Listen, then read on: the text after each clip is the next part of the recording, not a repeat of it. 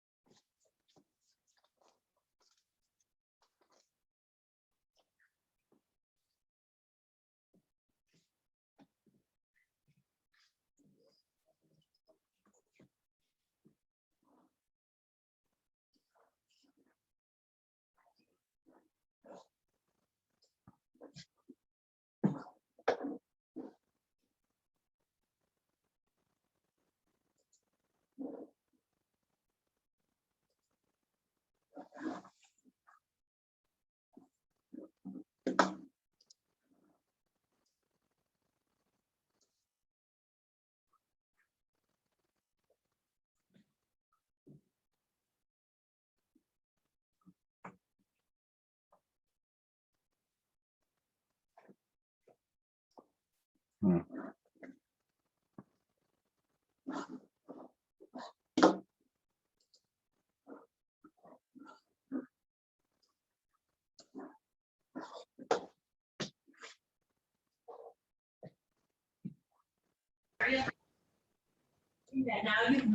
Hello, sorry about being a little bit late.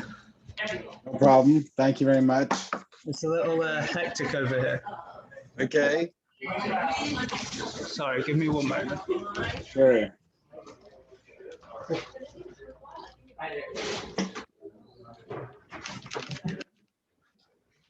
Trying to find a bit of peace and quiet. Okay. I think for me, I have one little video in my PowerPoint that I wanted to test how it works. Yeah, of course. Great. What part do you want to test with it? Well, first I'm going to start with the PowerPoint, and then it's just one slide that has a built-in video. But I don't seem to have, I can't share my screen at the moment. No, sorry, let me just make you host. Thank you. And what's your name, by the way? I'm Reese. Okay, great. I'm one of the interns. Good for you. You're working hard. Yeah, that's definitely true. Do you hear me okay? Sounds Yeah, good. I hear you perfectly fine. I have made you host now, so you should be able to share your screen. Okay, let me just try that. And then I'll figure out if I need to put on my Ethernet or if you'll tell me if the quality is good enough in a second. Yeah. So first of all, you see my screen well or no? It's spot on, it's perfect. Do you see the full screen or you see the kind of presenter view? I see the presenter view. Okay. Now you see the full screen with the slides on the bottom or no? Yeah, I can, I can- yeah, that's perfect. That's perfect. That's better, eh? This is better where you don't see the slides on the bottom. So I can still see the slides on the bottom, but I can't see any text to the right, which I could before. Okay, Yeah, that's there, do you that's see a all. full screen? Yeah, No text on the bottom. no, nothing, no text, no slides. Okay, so now I'm just gonna jump to the slide in question that I'm nervous about, or not too nervous, but gonna test out.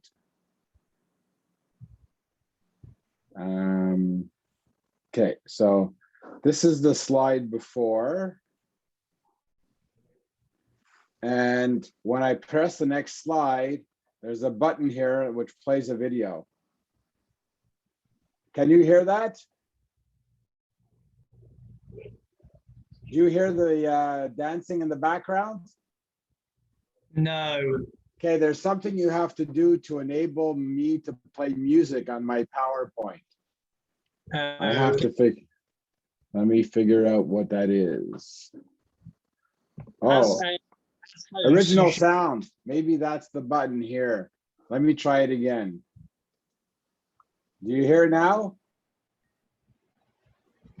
No. Okay. As you are the host, so you should be able to do everything on your end. Yeah, okay, let me figure out what it's supposed to be then.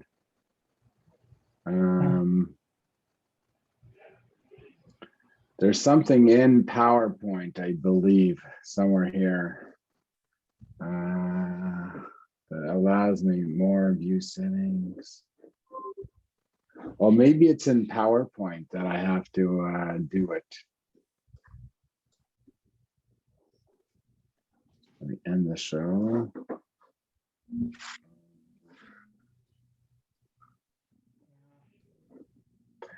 Every year when I don't teach for a while and I get someone else's program, I have to rethink how I do this. Okay, hold on. In Zoom preferences, Zoom.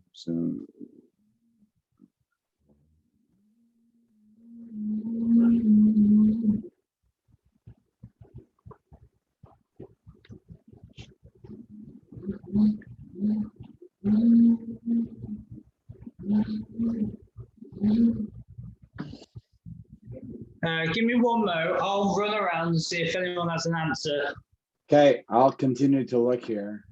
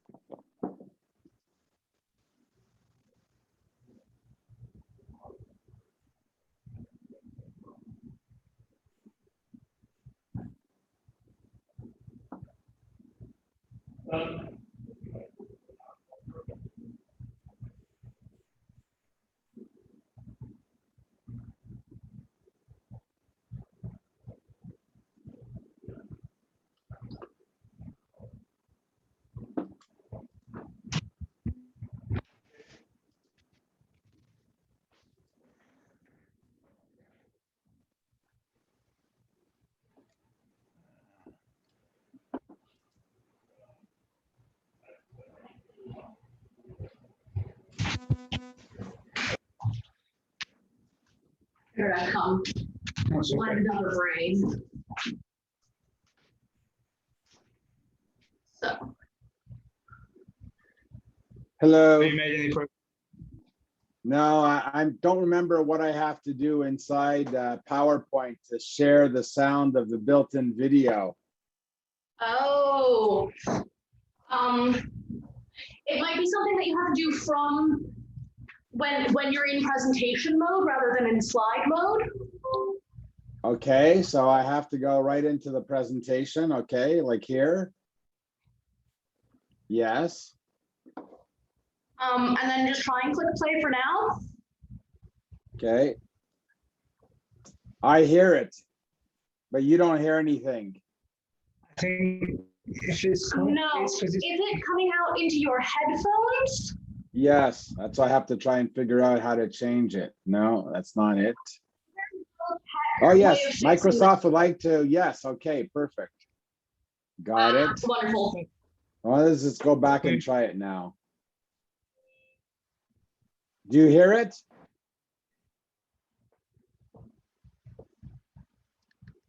Not really, no.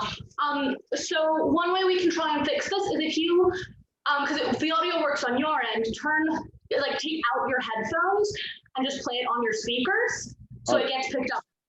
Oh, so you mean only let me just try and play in. I'll take my speakers off for a second. Oh, now I have automatic. Okay, that's better. Let's see, there's an editing here.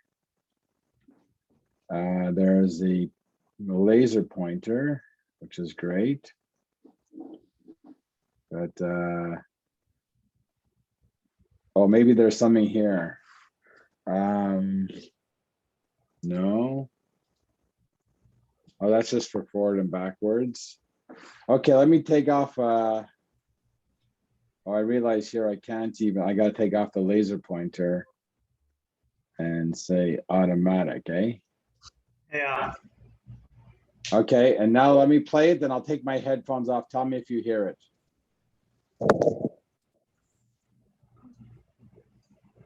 You hear it now? No, it would still be going through your Oh, head. eh? Is the thing, like if the audio is leaving your computer through the headphones, we want it to try and leave the computer through your speakers. The only way forward. Sorry? Okay, I we don't have think one. you heard me, eh? You didn't hear anything, right? No. Do you need the audio for these videos? We can try post them on YouTube or something. We can put them in the chat so people can go and watch them themselves. Nah, it's only one video. It's only one. I'll probably disconnect my headphones and we'll play it and then I'll reconnect it and that'll be how it'll work. Okay, so I'm ready to go. Are we on time to start at 2 o'clock in 1 minute? You're probably live now. Or Okay. in a few seconds, yeah.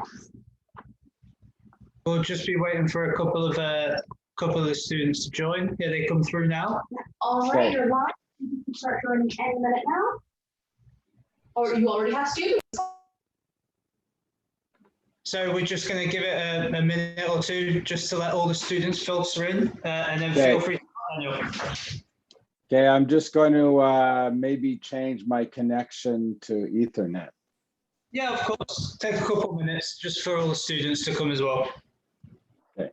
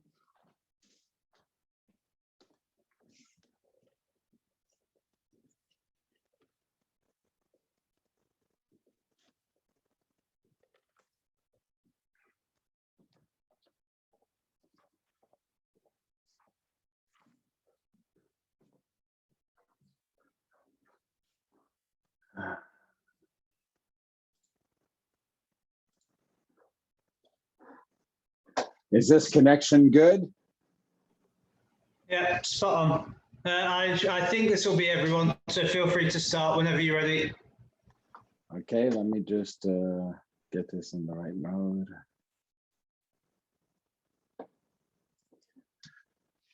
So hello everyone. Before I share my screen and start the presentation, is it possible that people just give me a little bit about their background so it'll help me know what I'm concentrating on in the presentation today? Can anybody talk? Hi. Your backgrounds? Hi, my name is Murad Rosami and I'm a civil engineer PhD student.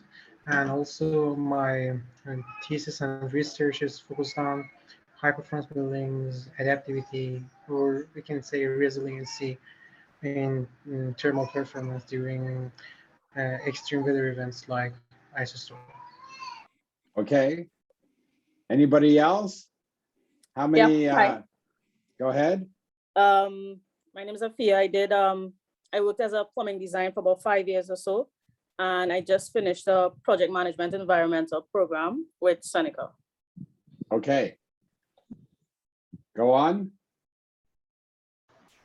Hi. Oh, sorry. Who's Go going? ahead. Sorry. Hi, my name is Neil White. I'm currently a Master of Architecture student at Ryerson University. I'm working on my thesis right now, which is focusing on architectural environmentalism and also focusing on circularity in architecture. Great. So I think that probably gives me a little bit of a good idea that we're talking about quite a varied background. So thank you very much.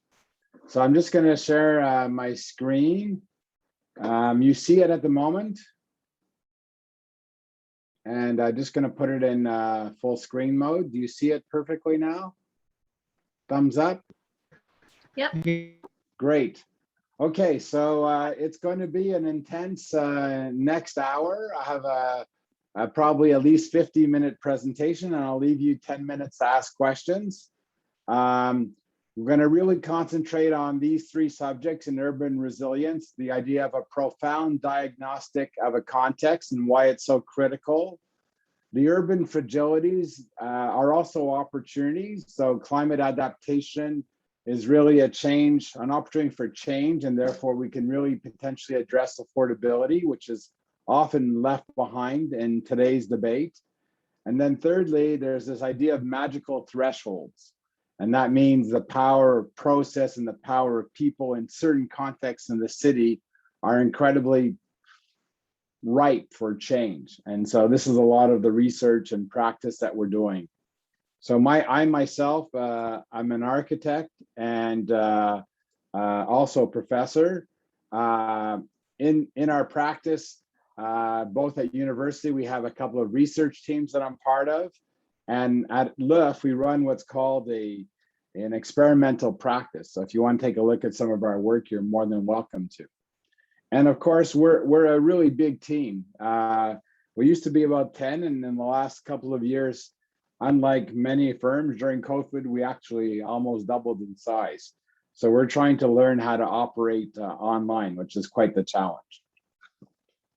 I have a couple of comments at the very beginning related to the predicament we're in today, really. I'd say that despite the current predicament we find ourselves in, the city still has humanity's most influential and enduring achievement. The awareness that people are meant to connect and pursue a communal lifestyle has led humankind to create an urban civilization that is culturally diverse and the driver of progress, even through COVID. These are our students with Salvador Rueda in Barcelona a couple of years ago, days before COVID took over. Now, facing this indelible effect of COVID-19 and globalization, urbanity has changed irreversibly. We live in a world where the imbalance of no longer living within a community's means, economically and environmentally, has led to extensive disparities and far-reaching vulnerabilities. Urbanization has been saddled with the unwieldy task of regulating international competitiveness and personalized political ambition, while insanely trying to hold on to local values, the genus loci, and where current economics continue to favor the privatization of the common good. The graph you see here on the right is an image from the Urban Ecology Agency of Barcelona, Salvador Rueda, and his vision really of today, we grab all the natural resources from the suburbs or rural context, and we live in a very diffuse urban city, and we can't afford this kind of ecological footprint. And currently the inequalities that bisect communities continue to grow and our climate stability continues to deteriorate. However, both challenges can be seen as leverage opportunities, where communal actions from transparent processes to diverse partnerships can really inspire new responses, interweaving mitigations with aspirations. So instead of telling students that this looks very grim, we all heard about the latest IPCC report, it's actually an opportunity. It depends on how you want to look at it. This is a graph of what happens if that city becomes compact. And we'll get into some of these images as we go forward. So today, in response to these widening cleavages, urgent transformative action is required that realigns nature and people with a renewed approach to shared equity and its resultant coexistence. Instead of trying to redistribute private wealth, we need to envision a significant increase in the quantity and the quality of the public realm. If mitigation is achievable, it can only be found and developed collectively, quilting together various expertise that cross-fertilize and lead to transformative insights through global connectivity. These are some images, and I'll explain them a bit more from the city of Barcelona, where a lot of our research has happened over the last decade or two. So going forward, our mission is to instigate, nourish, promote collaborative opportunities that are truly transdisciplinary, that break down the silos internationally across cultures and geographies. And we want to quilt together an urban civilization that answers challenges with an abundance of adventurous visions and interventions and wondrous twists for satisfying city life as we help end exploitation and encourage the sharing of stories, places, and spirit. So really, it's the cross-fertilization amongst experts with the community with politicians and policymakers, all the way down. In Montreal, our mayor announced last year that Montreal is hoping to cut our greenhouse gas emissions by 55% from now till 2030. Currently, we're somewhere around 37% below, I think it's 2000 values. And this is a real problem because one of the techniques to get there is a report that was produced by an energy expert company called Dunsky. And they've done really fascinating analysis. They show that the province of Quebec is hoping to cut 37.5 because there's so many suburban and rural contexts that are very hard to cut greenhouse gas emissions in Quebec. So that's why the city of Montreal has to go to 55 for the whole province to stay at minus 37 by 2030. And in this, if we take a look at the breakdown where our carbon is in Quebec, which is not the same in Ontario or elsewhere in Canada, but our carbon, it's really located in agriculture, in our food, the way we produce food, in our buildings and transportation. Our electricity is relatively clean here, so it's not the exact same challenge. But one of the things that's disturbing about this report is the report's not allowed to interpret a change in our behavior patterns because engineers can't model that. So they're all modeling this based on technological changes as if we have nothing to do. The problem is we can't pay for all these changes in time. So if we don't work on the behavioral changes, we're never going to make it. One of the examples of a technological change was a project built over 2 decades ago, Drake Solar Community, Drake Landing in Okotoks, Alberta, just outside of Calgary. It's one of the largest geothermal installations. And every house has a house for the people, about 3,000 square feet, another house for the garage for 2 cars. And then you have solar panels that store that energy all summer to use in the winter in order to even out the energy. The problem with this is the environmental footprint of all the production, the solar panels, the amount of space you need for cars and everything.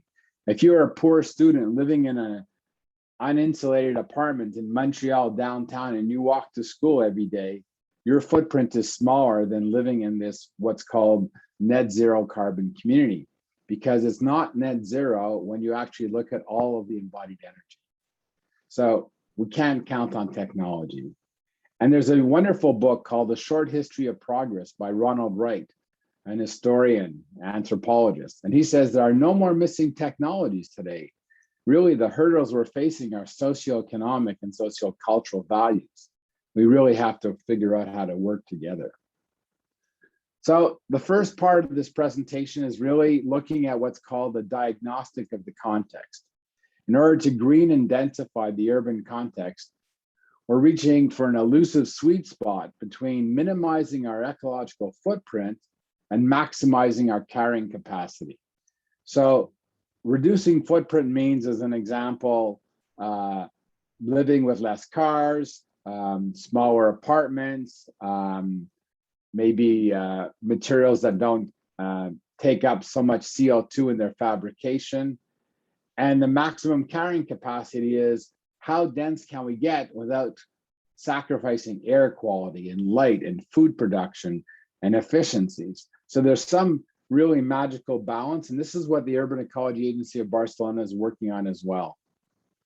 Part of my own research with one of my doctorate students, Amy Oliver, we looked at, in order to really change the way we look at cities, it's not the design of cities, it's almost the framing and the mining, which is before you actually start the design of the project. What is the programming that is absolutely critical? So we're going to go over that in more detail soon. And therefore, this diagnosis is really key because some cities, some contexts, they allow for what we call low-lying fruit, very small changes that are very strong impacts, versus the most dire needs, which is when there's not enough affordability or resilience for really vulnerable people like we're seeing during COVID. So this Urban Agency of Barcelona started back in around 2000. And its director, Salvador Rueda, you can see here in the picture, he's really an amazing human being, really a philosopher. He's trained as a psychologist and a biologist, expert in renewable technologies. And he has looked at the city in an ecosystemic framework. And he's based it on four main principles: compactness, complexity, efficiency, and stability. And we'll go into each of them in some way. And then out of those four principles come 7 potential groups of indicators, which we'll also look at. Like compactness involves its morphology and the importance of public space and comfort. Mobility, the urban complexity. Metabolism is how the water, energy, waste all are dealt with. Biodiversity, and of course, social cohesion. Even though it's the 7th on the list, it's almost as important as any other point, and we'll get into that as well. So to go back to compactness, there are many models of different morphologies of what city forms are like. Obviously, the isolated houses and the low density houses are going to have problems having the compactness we need. But at the same time, the high open blocks of towers doesn't really help people, who are disconnected from the ground and what I call the dynamic public space. The model in Barcelona is quite interesting. It's about 5 or 6 stories. In Paris, it's about 7. And this means that if the whole ground floor has commercial and communal values and you live above, there's a really fascinating relationship on how compact you are and how dynamic you are. So the second principle is called complexity. And here we're looking at the urban efficiency. And it's interesting, instead of trying to maximize resources consumed, which is E, which is what we're doing right now in society, we're actually trying to look at organized information and increase really the numbers of legal entities. So the theory is if people go for better quality of life instead of too many consumer goods, we have a chance to create a wonderful complexity. So an example would be people would give up their cars and go to bikes as long as they could walk within 5 minutes and meet people at 3 different cafes or 2 different bakeries. And that's what's going to define their quality of life. So in this idea of complexity, we calculate how many legal entities, how many activities you can do in a walking distance of 5 or 10 minutes. And as you approach 6 in their diversity index, it means that you've got almost everything you need for a quality of life within a 5 or 10 minute walk. And so some of the definitions of this complexity are: how diverse are the activities? In other words, barber shops and cafes and work and hotels, etc. How many diversity of people, different types, people who are from different economic backgrounds, and how these proximity between people and activities occur. And this gives us what's called urban complexity.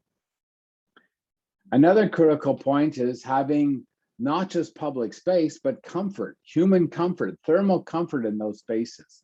And that's not just thermal comfort, which is protection from sun, wind, air quality, etc., but it's also a feeling of security, that you have enough people around that you feel secure at all hours of the day, but not too many people where you lack security, and not too little. So that's where this whole idea of urban complexity is connected to the high quality public space.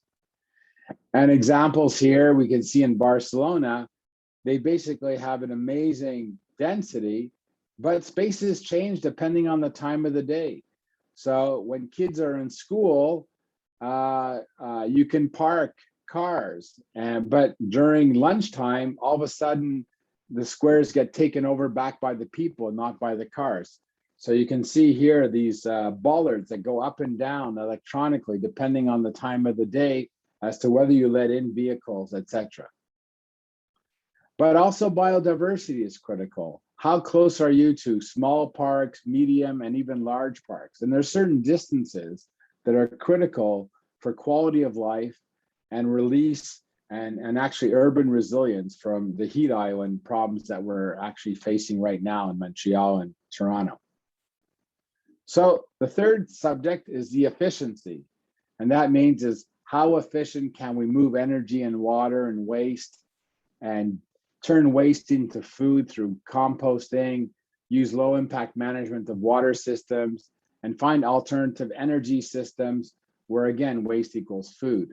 So all these metabolic processes will determine the efficiency and the effectiveness of those neighborhoods. And finally, social cohesion out of those 4 big principles. It's important to be compact, but it's also important to be diverse. So you really want access to quality of life, access to everyday services, and not just for the richer parts of the city, but for all parts of the city. Access to affordable housing, local economy and employment. Can someone get on a bus, get to work, and be there in less than 35 minutes? This will affect the mood they have all day, their energy, how much their generosity is, and how the people living and using those facilities of restaurants interact with them as well.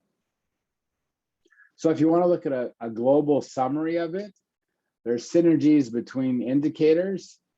So you're trying to look at all these 7 major principles, and it's broken down into maybe 40 or 50 different indicators. And with our students over the years, we've been trying to evaluate them and how to change the design of neighborhoods. And Salvador Rueda published what's called a charter for ecosystemic planning of cities. And you'll see this link that I could connect with you, where you can watch some videos on some of the work he's been doing over the last 20 years. So he's put down what's called a new model of mobility and public space in Barcelona, based on a notion called the superblock. So we can see that the city of Barcelona was designed around Cerda's master plan, which I have actually on my back wall here. And it's an interesting dimension. If you take 3 blocks, it's 400 meters in either direction. And right now, cars go everywhere, motorcycles go everywhere. And what if every 4th street, or at 400 meters, in other words, 2 of the streets, you transform the movement where you can come in and go out, but you can't go through.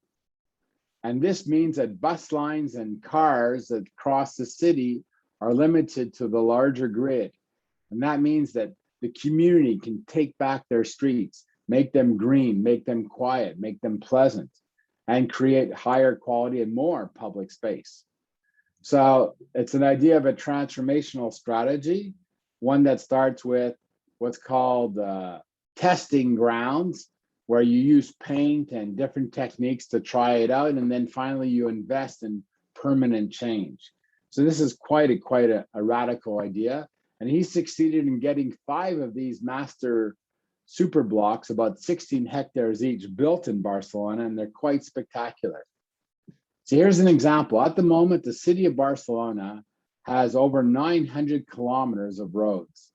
And if you actually take a look at the problems of the cars and how they're in the midst of changing, you can see you can cut it by 60% by creating these super blocks where you can't take the car everywhere. And this means that this space at the intersections that are designed by CERTA, these octagons, can actually become different functions in every part of the corner of the kind of XO grid of 9 squares. So here you can see you have public parking for Bixies, the equivalent of bike sharing, moto sharing, taxis, and buses. So it's still relatively on the basic road. But as you move to the other nodes, you start to see that you're doing loading and unloading so that trucks don't go into the center, so that kids can retake the streets and play again safely. And then once you're in those center 4 squares, each one of them is 2 hectares. In a sense, it's amazing. You can take over green space and give it back to the kids and to the community and meet what they want to have. These were some of the renderings done. And this is one of the pilot projects with 4 schools of architecture and urban design got together and started testing out these ideas one summer about 3 or 4 years ago, with quite major success and a lot of learning points as well. But it was amazing to see the kids take over. People start to appropriate the space, which is the most key component in building urban resilience. You actually start to create a community when often people weren't able to talk or work or live together because the car was so dominant. And then from there, they actually start to play and create friendships. And it's a whole level of social cultural resilience. And so he's planned at least 130 of these whole, what's called super blocks, another 20 part super blocks. And this is averaging maybe 150 of them, which would be amazing because this could really transform the city of Barcelona. And you can see from the super block, you try and give it back to the trees and to the people. There's always a minimum of 5-meter width so that people can talk while people are in wheelchairs and going by with dogs, and bikes have their own spot as well. And so this is what's called one of those temporary techniques, using paint to reduce the number of cars. This is when we went with our students to witness the change. You can see here graphic images of it as well. And then finally, getting the speed in the center of the super blocks to come down to 10 kilometers. And the reason so slow is if you get hit by a truck or a car, you won't die at that speed. You'll just get injured. And so that's the key for people to be able to allow their kids to play in the street. And then of course, there are certain malls that have no cars, only emergency vehicles and deliveries during certain times of the day. And this again is quite known in Barcelona. So it's also a question of rights. Right now in Barcelona, before these transformations happen, the citizen really doesn't have access to the street. It's really dominated by the car. And the idea is at the end of this transformation, you can give almost a 300% improvement of the rights of the citizen to be able to access the public space. So same for bicycles, got strategies for public transportation. And then the bus system was totally changed to go east, west, north, south, so that whenever you need to get on a bus, you don't even have to remember the lines. You just go on a bus in one direction or the other, and it saves a lot of money and efficiency. It takes some of the current public bus routes of about 3 years ago that took 50 minutes are now only 37 minutes from 2 extremes of the city. And this bus network goes everywhere. And then it's also about distributing the goods. So when trucks can't come into the center of the block, there are some locations that are safety locations that have locked delivery. So the trucks come here, and from there, everything is electric cart, electric bike, golf carts, kind of moving around the materials to guarantee safety to the children living in these communities. And the acoustical pollution as well. So we're looking for urban greens. We're looking at the current situation, about 175 hectares of green space. And they hope to more than double this by the end of this project. And then, of course, it's a chance to treat the water on site in place and not have to rebuild larger and larger sewers as the density of the city increases. And then, so from these citizen rights, you have all types of activities, and you let the community determine what are the new activities that happen in these spaces. It's not a top-down, it's a bottom-up experience. And here's democracy in action. You can see people debating what are the best functions and what works and what's not working in these pilot projects. The second subject is addressing the urban fragilities as opportunities. So climate adaptation and affordability. Maybe before I go, does anybody have any questions? All good? It's so hard when I don't see any faces. Anybody want to speak up? Is there anything you'd like to clarify? Okay, so I will go on to the second section, looking at the real adaptation issues. And I put affordability here because it's a real problem. At the moment, everybody wants to do climate adaptation, but the subject of affordability is often left behind. You can see two images on the screen here. The one on the left is in Montreal in 2012. The one in the right is in Copenhagen, the same problems in 2012.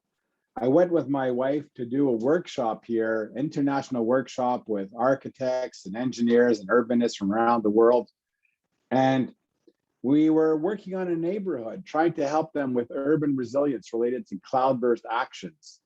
And one of the things that came out of it, which is really interesting, is the head of the water department in 2010 had asked the city of Copenhagen for 3 million euros to do a study to increase urban resilience and address cloudbursts, massive rainfalls that we get usually once every 20 to once every 100 years, but now they're coming even once every 10 years due to climate change.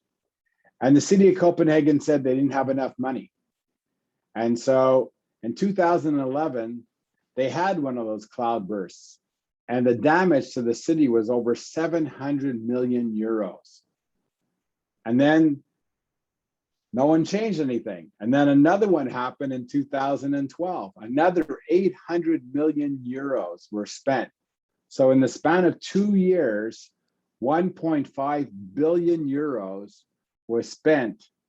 And so when we arrived in 2013, the engineer said, instead of asking for 3 million, the city gave us 90 million, and they asked us to solve the problem in 1 year.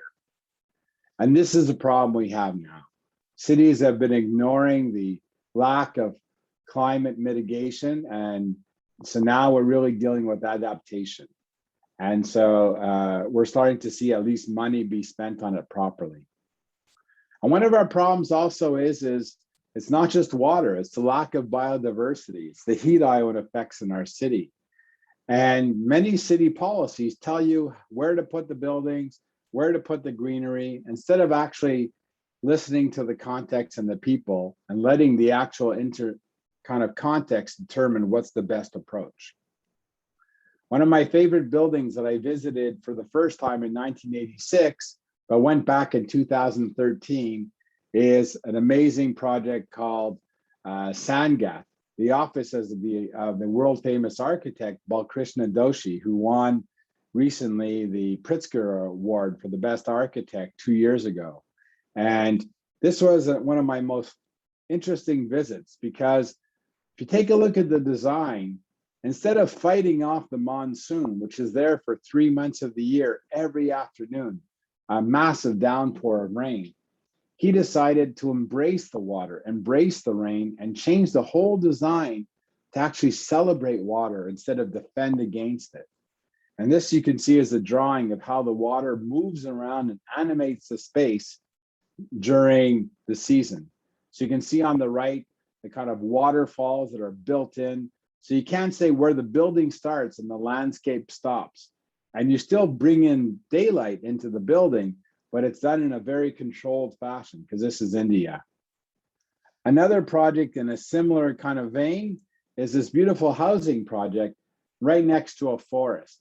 So you can see that you can still mix greenery and diversity and biodiversity with built form. It's a question again, are you committed to trying to do this? Of course, in the city, we use landscape to treat water. Sometimes we're able to deal with certain amounts of mitigation of pollutants through certain plant use, but mostly it's to hold on to the water instead of putting it into underground pipes that take it away and dump it in the river. And this means that we can handle the dry spells that we're handling now with a lot more resilience. One of my most interesting projects is between 3 different universities where we looked at urban planning, engineering, and architecture from my University of Montreal. And what are the synergies the students can explore? So we looked at these ecosystemic indicators from the agency in Barcelona to see where is the density, where is the heat island problem, where is the transportation, where is the public realm. So architects, engineers, and urban planners all got together and worked 3 summers in a row on these ideas. And we held workshops with different communities, and we brought to the table all the key stakeholders from schools, community groups, activist groups, etc. And then we had some of the doctorate students followed in the project, meeting other doctorate students from different disciplines and using it as a chance to learn from each other before they become an expert in their own silo, so that they learn the cross-transdisciplinary research right from school instead of waiting to get into practice. And then this is one of those beautiful diagrams of one of those workshops we held with the community. So we looked at the immediate community around the new campus of University of Montreal, the neighboring communities, the whole city, and we tried to deal with some of the most critical issues.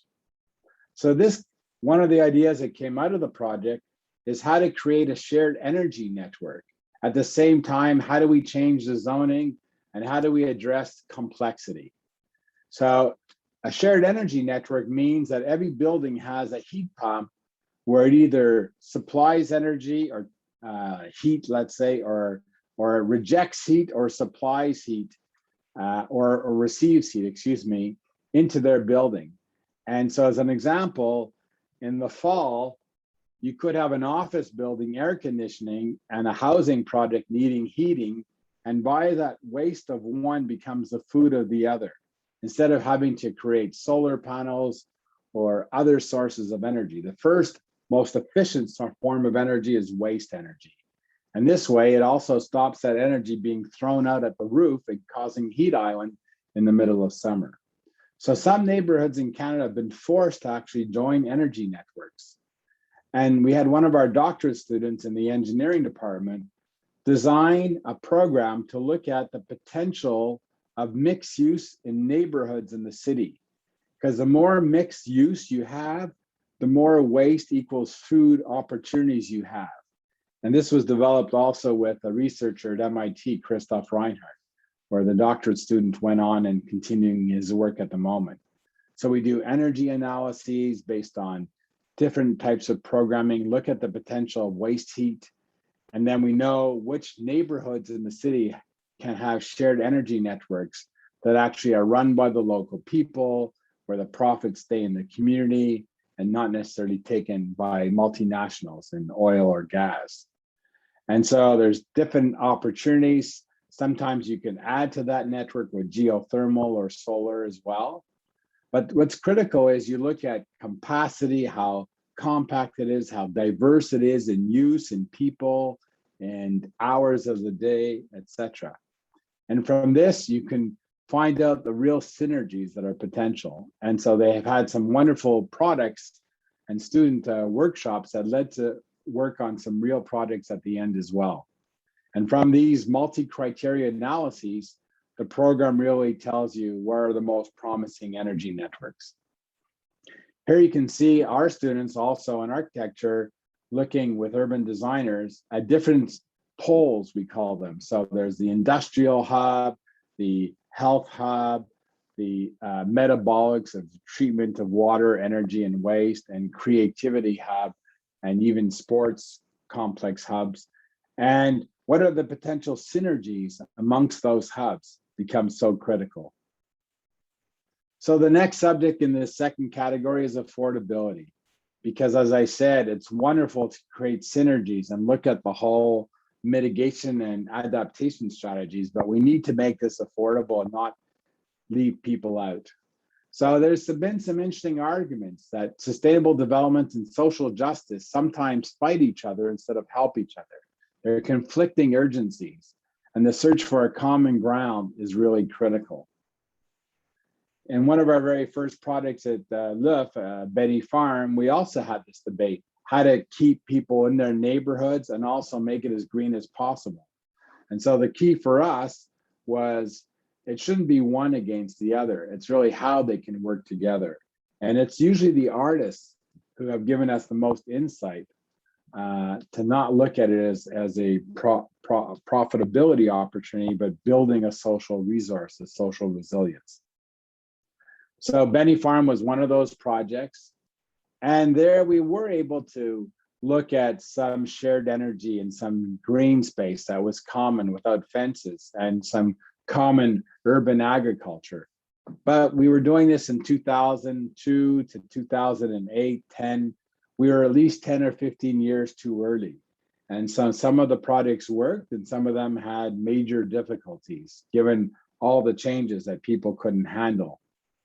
From there, we learned a lot of lessons and went on to Coteauvel, another large social affordable housing project.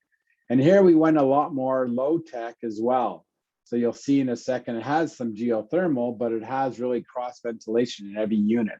So everybody's looking into the courtyard with their kids playing, and you can see in the center here, but they also have cross ventilation through every unit. So they have an access to the street as well. And because it's right next to a subway, literally the car was totally secondary. Originally, we were supposed to fill the courtyard with 75 cars, and we went for a zoning change and cut it down to 10 cars, where 7 of them are for car sharing programs. The other thing we looked at is, how can we design a building that we can't afford to do everything on day one from the environmental perspective, but we can do what's called future proofing, getting it ready to become green without having people to move out or spend too much money. So we put in what's called the green infrastructure to enable the opportunity. And this is one of those beautiful drawings that shows you the only porte cochere that has cars is here. The rest are for bikes and people. So really, although it's all open, there's no gates in a sense, it's really dominated by the pedestrian. So very much like the strategy in Barcelona. And this is one of the pictures at the launching of the project, where you can really see all the people in the community that fought for this for so many years. But instead of just building the project and going on to the next, we started what's called a post-occupancy evaluation. And here's where we learned so many lessons as to really what's going on and what's the future, what works and what's not working. So this is really critical. And one of the things we learned is, it was at the time a very, very effective project with geothermal. We ended up cutting energy by more than 40%, and this is back in 2009. But we didn't have enough thermal mass because it was built in wood, there wasn't much.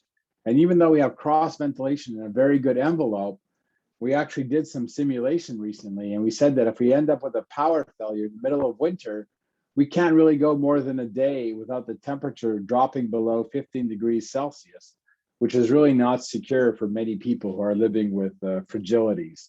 And so we tried to figure out with simulation, given that there's so much on windows and air leakage, what it would take and increased our value of the walls and the windows and thermal mass in order to get at least 3 days worth of keeping the temperature above 15 degrees Celsius. And we were able to figure it out. And this was really interesting. And the same thing in summertime, to not surpass 30 degrees. And here, even though it has cross ventilation, doesn't have enough thermal mass, and the windows aren't high enough quality, even though at the time with geothermal was excellent, it's not designed to handle power failures, which we're going to see more and more as we go to the electrical grid. And so we look towards the research of Ted Kessick and Liam O'Brien, both coming in Carleton University, University of Toronto. And we tried to look at how to design an envelope so that you have these 72 hours. And we started to look at Montreal. What are the R values we need, and what kind of fenestration do you need in order to attain this? And then we've been looking at how can you reduce energy. In other words, you only go for the high performance, not based, let's say, on passive house. You base it on simulation. You base it on what's logical for your design. So if you have cross ventilation, it's one number. If you don't, it's another, etc.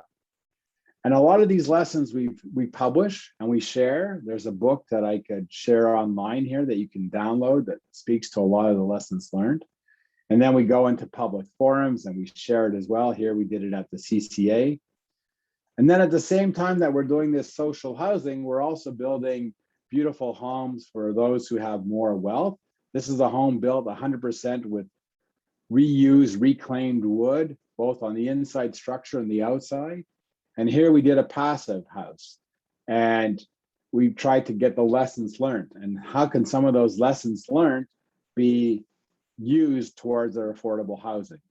This was our last affordable large-scale housing project that was built in 2016 called Bois Land, the Co-op Bois Land. And we attained passive house airtightness on the project. We didn't have the money to spend on all the R values that passive house requires for social housing, but we came much further than we expected, triple glazing, etc., reduction of all the thermal bridging. We got the people to run their HRVs and learn how to train them. They trained themselves on how to take care of them. But what we came up is in this design, we didn't have cross ventilation. So we had the improved envelope that we didn't have at Coteauvel, but we were missing the cross ventilation. And so our latest project that's being presented to the city actually as we speak tomorrow is a heat island problem site in downtown Montreal. And here we're trying to combine all the strategies. We're trying to get cross ventilation, sufficient thermal mass, still building it in wood, partially with some mechanical systems to do a little bit of cooling through the fresh air recuperation, but not straight air conditioning. And as most of the energy is going into the envelope. So triple glazing, reduction of all the thermal bridging, external corridors, actually excellent for COVID situations. And this project should, according to our simulations, last 72 hours with a power failure in the middle of summer or the middle of winter. And we hope to build it and monitor it with special funds in order to see what works and what doesn't. So in each unit, you still end up with some private external spaces and a shared common garden. So the interconnections between sustainability tools and the design process is what we call the third and last subject of today, which is the magical thresholds. So it's the power of the process and the power of the people, and how you can't really disconnect the two.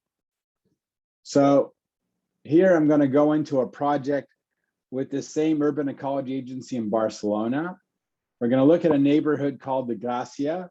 Has anybody visited Spain, Barcelona, have gone to the Gracia in the group here? It's a beautiful neighborhood. It's above the Celda plan. You can see the squares of the city here. This is just northwest of it, and very, very old neighborhood that has very, very tight and narrow streets. And in this neighborhood, there's a little bit of a heat island problem. You can see there's some parks, but the cars dominate even through the small streets, and the motorcycles as well. And so this was a heroic work to do a diagnostic and see what its future could be. So this is a plan that shows you here, all the black shows the spaces that are dominated by cars and motorcycles, and it's only the yellow that are really pedestrian oriented at the moment. So you can see that their squares are still beautiful, but it's really dominated by the car. And then they said, okay, let's take this temporary test case study here and see if we could design a system where all the deliveries of trucks are not allowed to go into the center, almost like large super block. And how do we address that and keep the cars as much to the outside as well? And so this was a challenge. He got together every second weekend for 2 years, starting one street at a time, dealing with every single group of people, because people were just in love with their cars. And how are they going to give up the car? Well, they started to realize that there's over 3,000 people dying a year from air quality problems in Barcelona. You have noise problems. You have lack of security of the kids playing on the street. So this was a neighborhood that was interested in learning. So one of the things they did is they mapped out every single existing commercial activity. And then from there, they planned where would the nearest delivery have to be for those commerce to continue to function? And how many deliveries a week do you have? And how can we temporarily store stuff if the delivery truck comes and the electric bike or cart or golf cart is not ready? Can you store the material underground, almost like in a locked parking lot, and let people pick up the material when they're ready? And this is what they did. They moved the cars that people can walk up to 5 to 10 minutes to get to a parking spot underground. They created the spaces, public realms above. And again, all deliveries were kept to either when the kids were in school or electric vehicles at a very, very low speed. And then they use these things, as I said, these bollards, and they showed how you really can stop all the cars and even some of the motorcycles and really transform the entire neighborhood. And so this is how the bollard goes up and down. But of course, if you're the ambulance or police, you actually have the capacity to control it and get by for security reasons. And then they started to study what is the existing biodiversity and what is the existing greenery and which walls and which orientations are they. And so they planned out a route that moves through the neighborhood celebrating biodiversity and greenery for each of the 4 seasons related to different cultural holidays, instead of it predetermined. And this is gorgeous. You could see how everybody started to take a pride in planting on their balconies and their walls and the trees. And you started to have tours for the spring and another one for the summertime. And the public realm and the closing off of the celebration change with the seasons. And here you can see that these trees are doing wonderfully, even in the most narrow of spaces. And the squares start to have people again instead of cars. They used to be run by cars. And then you can see here, this is on a recent trip with some students, how it just became magical, these spaces. And what was most magical was not just that the spaces were given back to the people, but it was actually the design process, that after 2 years of people getting together and deciding themselves to appropriate the design. I'm going to show you a little movie clip here. I'm just going to disconnect my headphones so you can hear the sound for a second. Can you hear me now? And I'm just going to play his video. Just going to go back to full screen.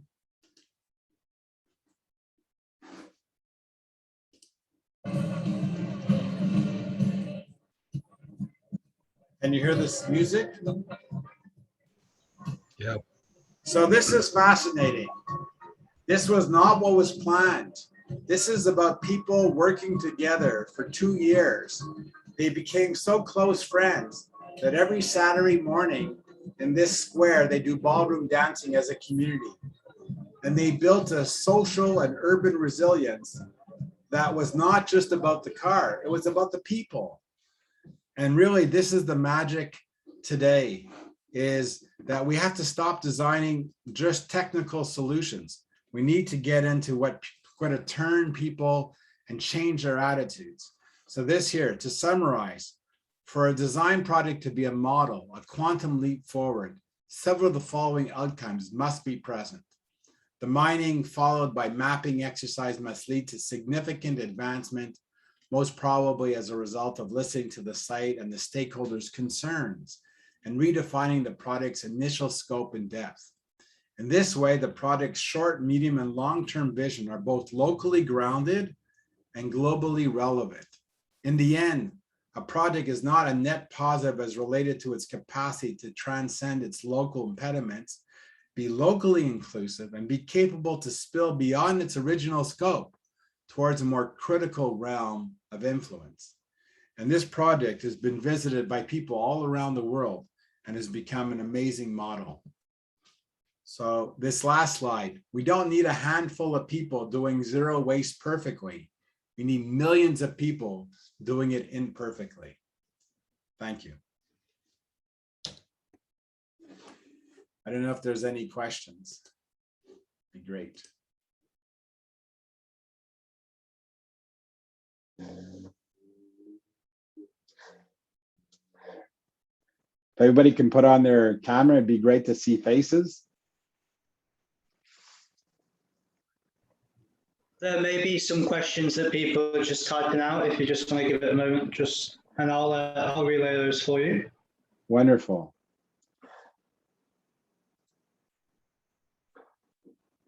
I'll stop sharing my screen too.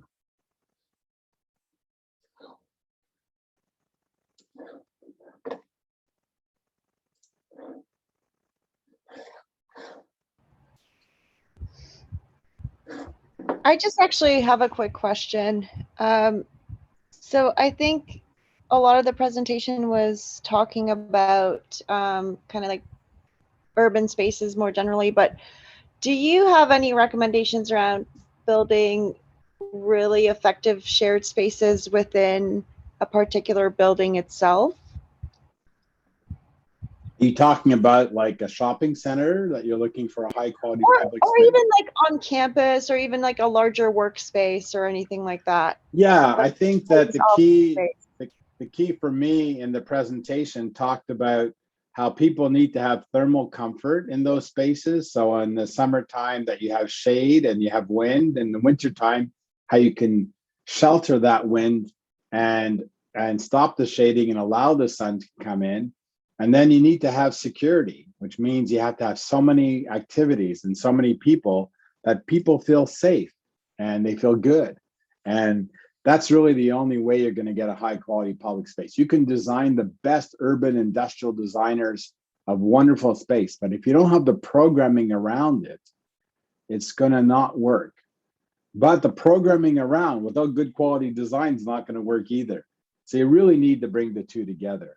And that's where we always design with urban landscape people. Nip Paysage is one of the groups we work with all the time. We work with industrial designers.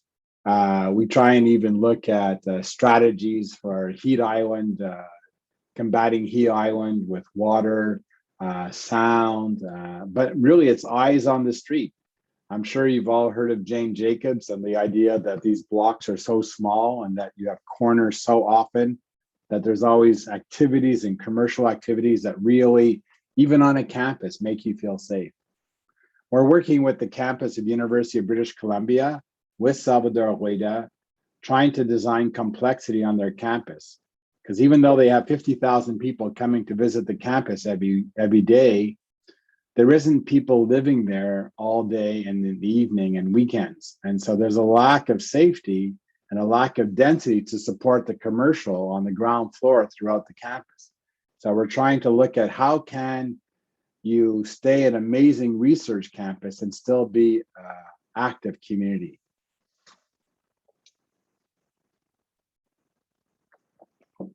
Next. I'm not sure I answered your question enough. Yeah, that's great. I guess I'm also just thinking like how to create spaces that I think maybe with a project and to create spaces that allow for kind of like serendipitous interactions that could grow into, you know, potential projects kind of like amongst like coworkers, for example. But I think you got at what I was trying to get at also. I also recommend you read some of the books of Richard Sennett. He writes beautifully on the subject. And one of the things I like about Richard Sennett, Sennett, he talks about the rights of immigrants in cities and the rights of minorities and the rights of the poor, and how everybody has to have access to these public realms. And we can do that through design, through certain thinkings, through public policy. And that's also a critical point. Okay, thank you very much. Yeah. I was a bit scared to go off the realm and not just do your typical green building resilience. But I know that architects get caught up in thinking that if they solve buildings, they've solved the city. And as an architect, I'm realizing with my master's and doctorate students, we're looking at that green infrastructure. You know, I didn't have time today, maybe on another occasion.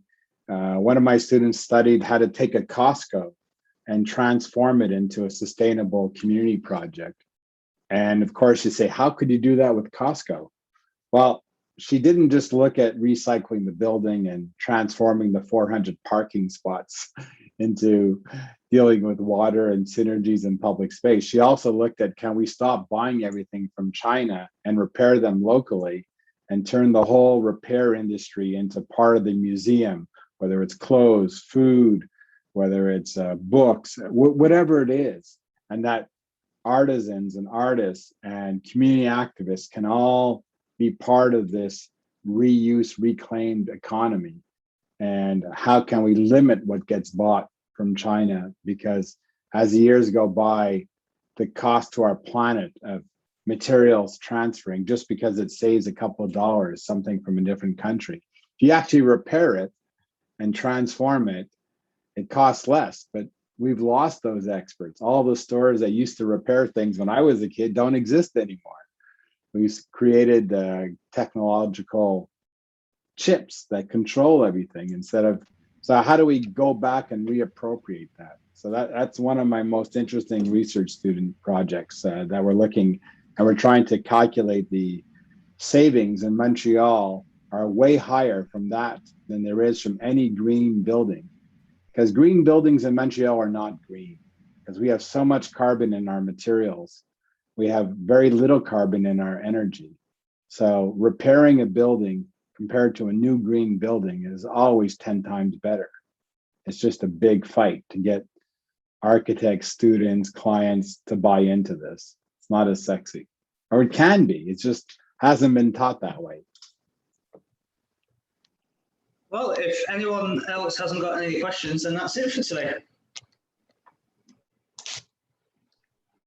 No, in that case, thank you very much, Daniel. It was very fun. And we will see the rest of you tomorrow. Okay. Enjoy your week, everybody. Bye-bye.